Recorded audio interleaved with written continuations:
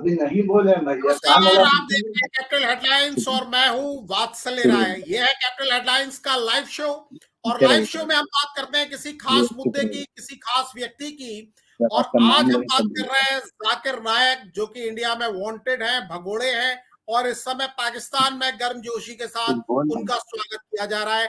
पाकिस्तान में जाकिर नायक क्या कर रहे हैं, ये चर्चा आज हम इस शो में करेंगे। और दो खास मेहमान हमारे साथ जुड़े हुए हैं इस समय।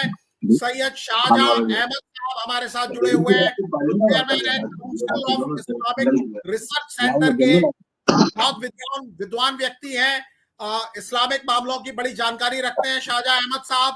और दूसरे गेस्ट जो है हमारे, उन्हें आप पहचानते ही हैं, डॉक्टर सत्येंद्र कुमार हमारे नियमित गेस्ट हैं और हर मामले के वो जानकार हैं, वो भी हमारे साथ शरीक है। सबसे पहले मैं आपको बता दूं कि आज हम जो कैपिटल हेडलाइंस के लाइव शो में चर्चा करने जा रहे हैं अपने दोनों मेहमानों से, वो जाकिर नायक की बात करने जा रहे हैं।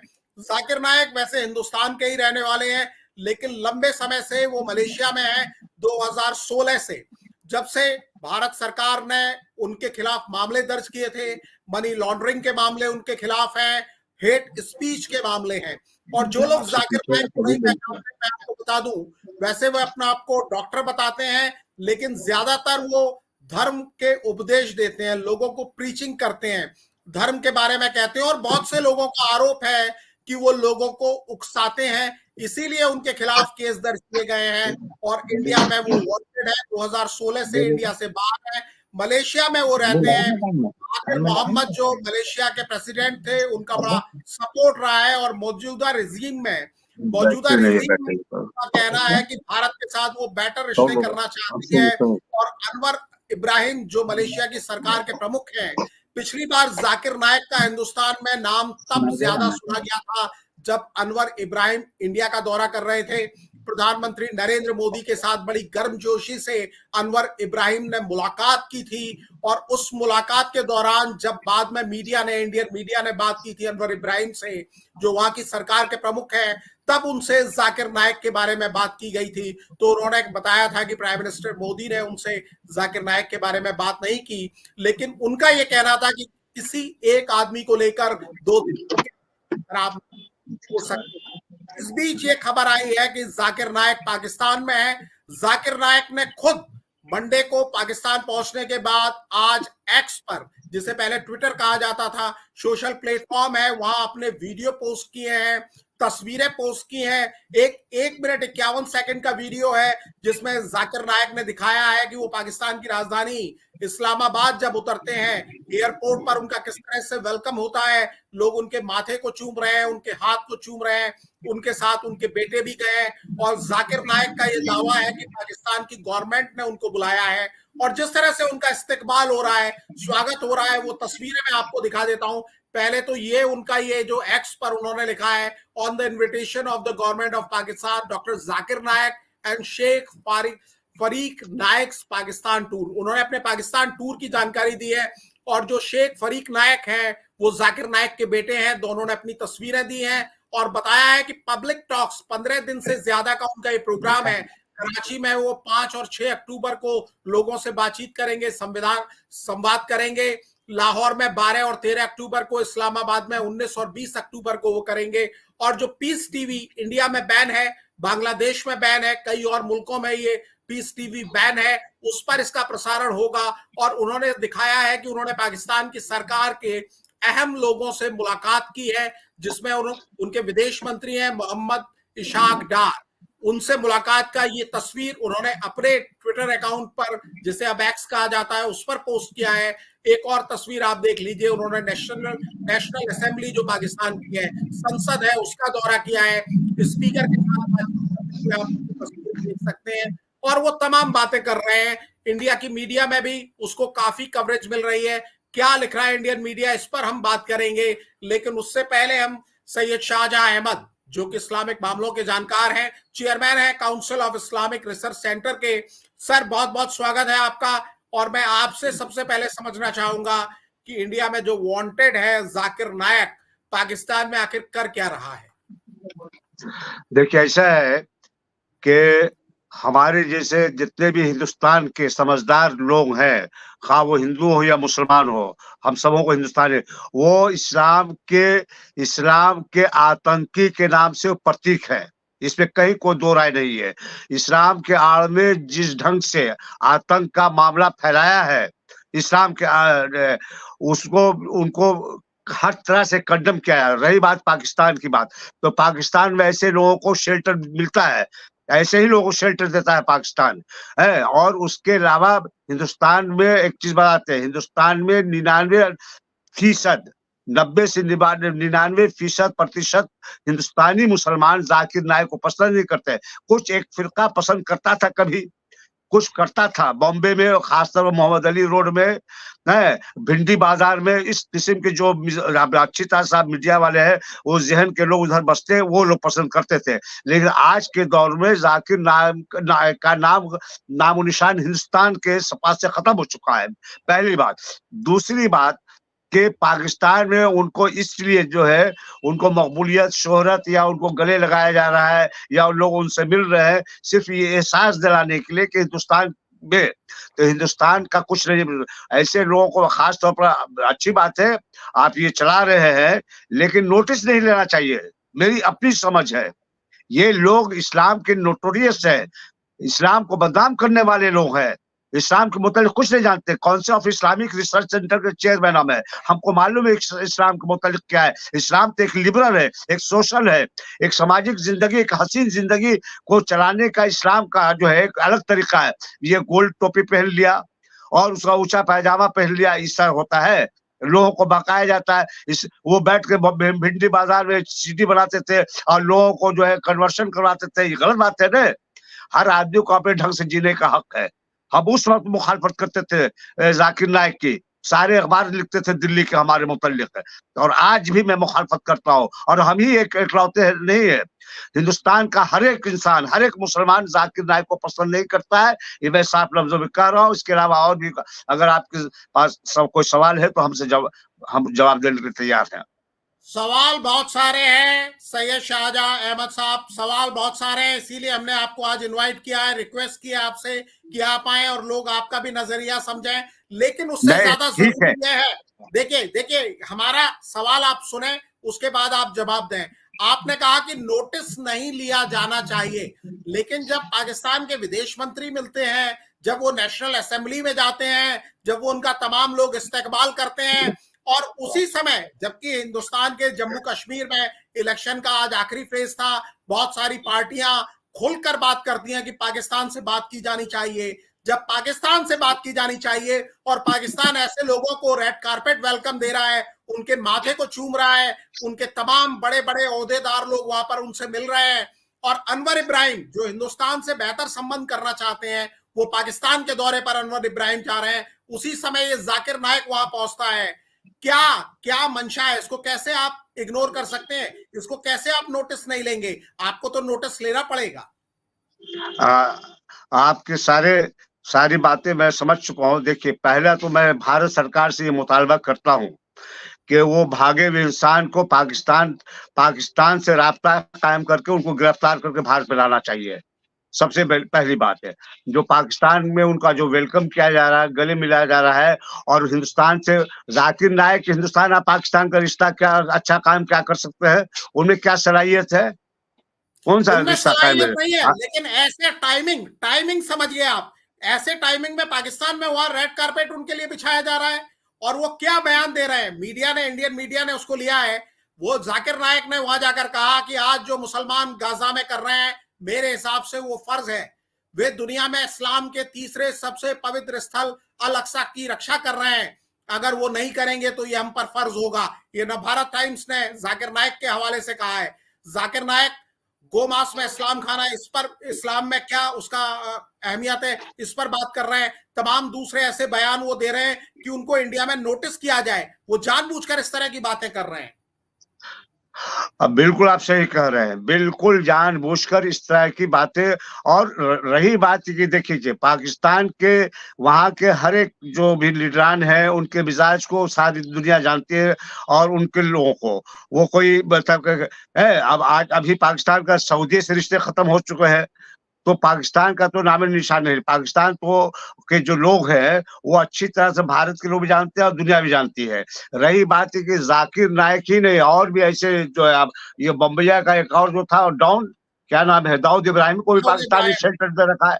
दाऊद इब्राहिमी को, इसलिए मैं ये अर्ज कर रहा था आपके चैनल के माध्यम से भारत सरकार से मेरी आग्रह अनुरोध है, हम भी बिहार सरकार में बहैसियत मिनिस्टर काम कर चुके हैं, मेरा अनुरोध है भारत सरकार से कि कोई ऐसा रास्ता निकाले ताकि पाकिस्तान हुकूमत मजबूर होकर जाकिर नायक को हिंदुस्तान भेजे और वो हिंदुस्तान की सलाखों में बंद रहे। बाकी तमाम बातें जो आप कर रहे हैं, आपकी बातों को तायद करते हुए मैं आपके लेकिन ये जो तस्वीर जो हम देख रहे हैं जाकिर नायक वहां के मंत्री के साथ, ये सब चीज तो मलेशिया में भी थे, अफला जगह भी थे, उनको जो है शेल्टर वही मिल रहा है, वही शेल्टर लोग जो दे रहा है, क्योंकि ये आदमी अब क्या बताइए एक तरह के एजेंट है, माफिया एजेंट है, ये टेरर एजेंट है, बहुत सारी चीज है इसके मुतालिक अगर हम बयान करें तो बहुत। इसलिए ऐसे नाहल इंसान के बारे में आपको नहीं मालूम है कि हिंदुस्तान के मुसलमानों को शक की निगाह से जो देखा जा रहा है आज के दौर में, ऐसे लोगों की वजह कर। हिंदुस्तान का मुसलमान सेकुलर है, सेकुलर जहन पसंद है, वतन परस्त है, फिर भी ऐसे लोग हिंदुस्तान के मुसलमानों को इसलिए बदनाम करने में तुले हुए कि इनको कहीं ना कहीं से फाइनेंस होता है, कहीं ना कहीं दलाली करते हैं, कहीं ना किसी के एजेंट है, नाम हो, शोहरत हो, धन हो, दौलत, कोई गर्ज तो मुब्तला ही है। अब पाकिस्तान तो हिंदुस्तान का हो ही नहीं सकता है।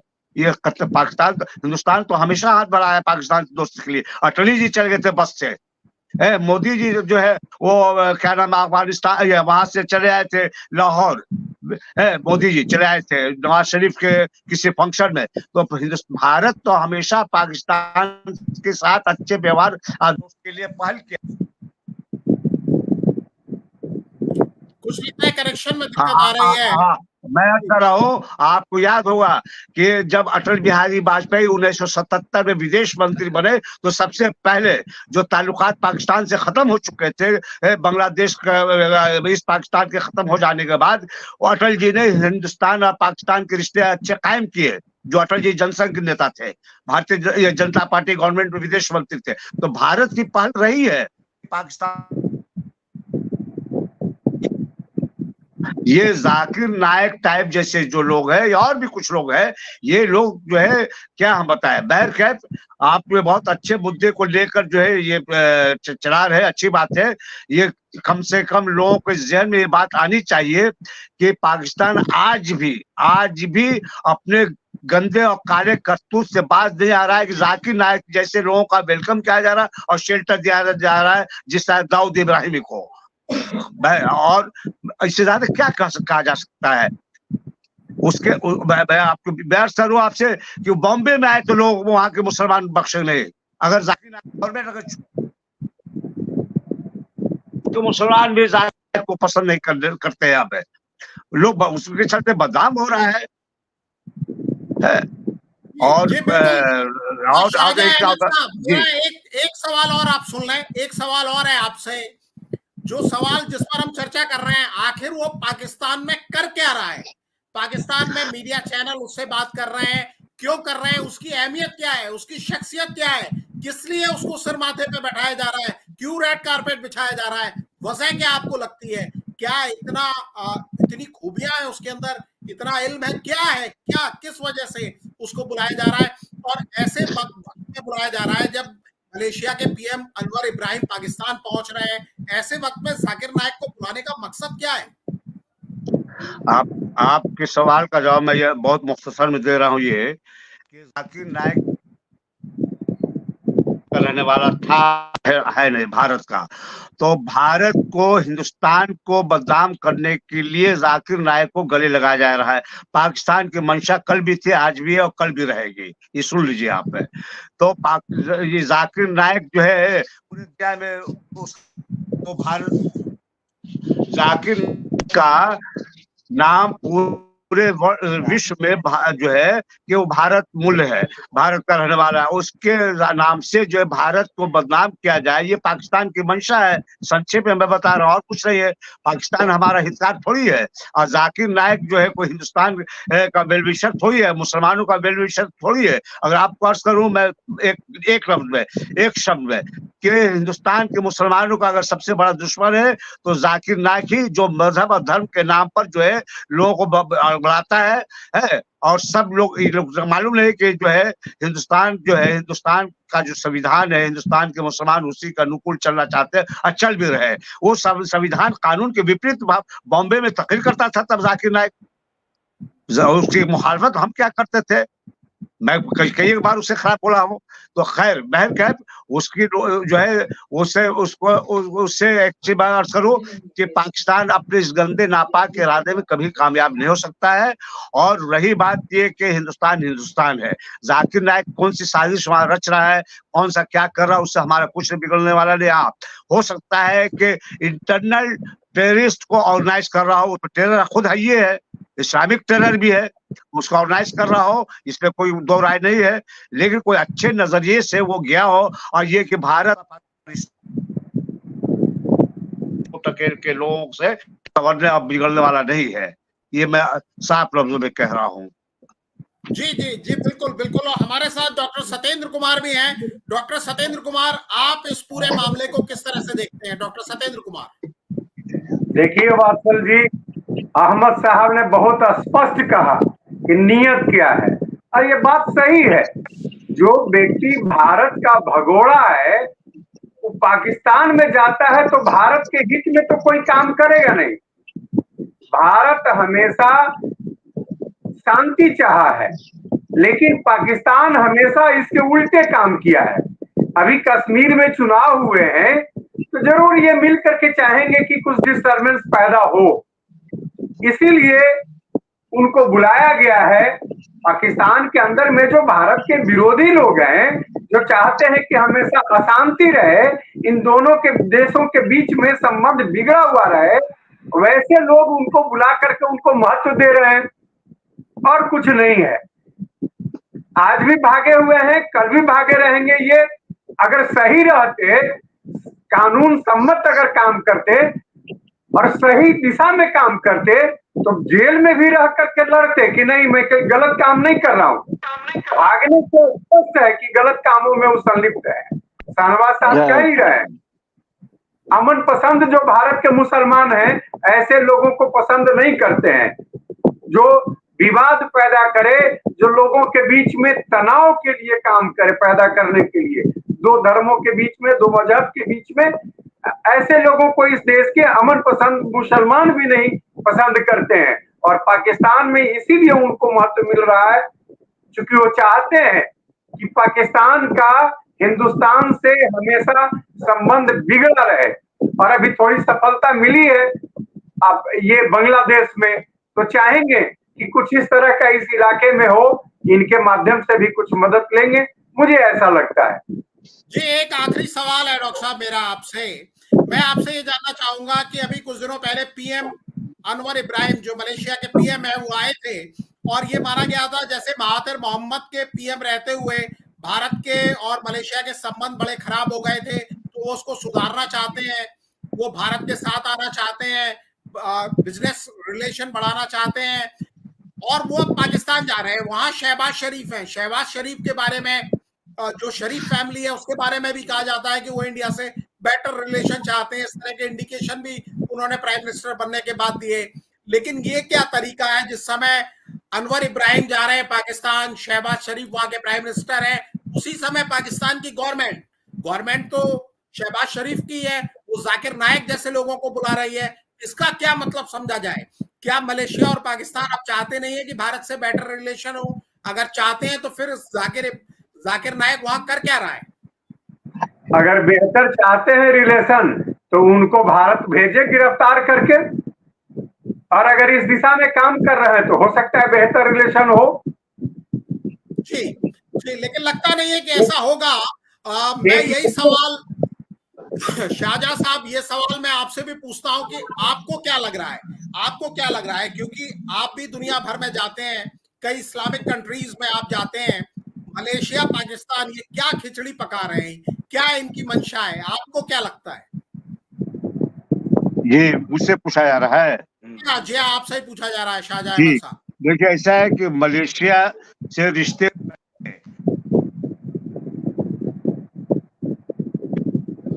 पाकिस्तान, अभी हमारे भाई जो कह रहे थे मैं उनसे सहमत हूँ, अगर पाकिस्तान को वाकई भारत से अच्छे रिश्ते कायम करना है तो उस नोटोरियस को जो है गिरफ्तार करके भारत भेजना चाहिए, भारत भेजना चाहिए, तब ताकि एक विश्वास पाकिस्तान के मुतल्लिक भारत का कायम हो सके।